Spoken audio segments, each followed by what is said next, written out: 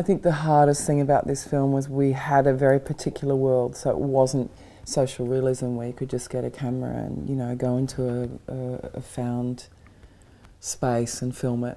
It was really, it needed a lot of preparation, a lot of effort, and we had a very small window of time to make it. And we had a child, you know, in almost every scene, so we needed more time than we had.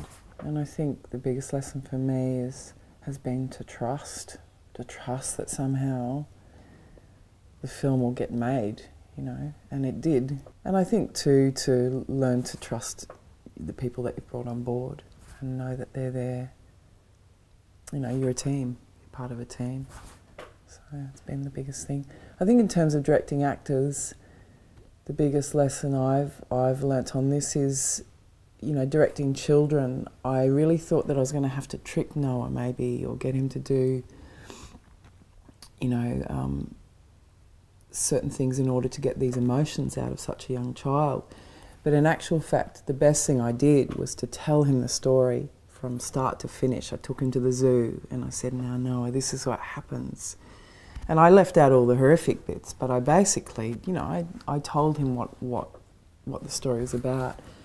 And I said at the end, so basically, no, it's about the power of love. And he went, oh, the power of love.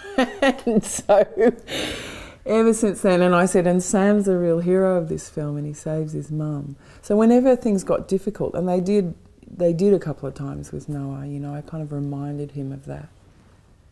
But I think what I learnt was not to look down on children, you know, child performers. If you give them, you just have to tell them what's going on, you know, and they can understand it from their perspective.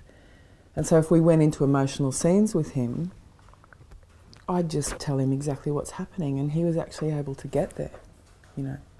So that was a big lesson for me as a director. I thought I knew actors, but you know, yeah, it was a big lesson to work with a child so young. How much they could actually offer. It's extraordinary.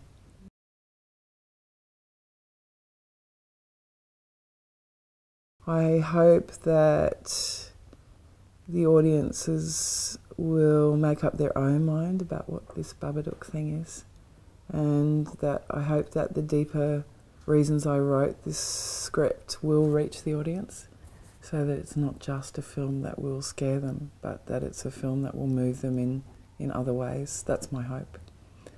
But I hope people see it. That's always good too.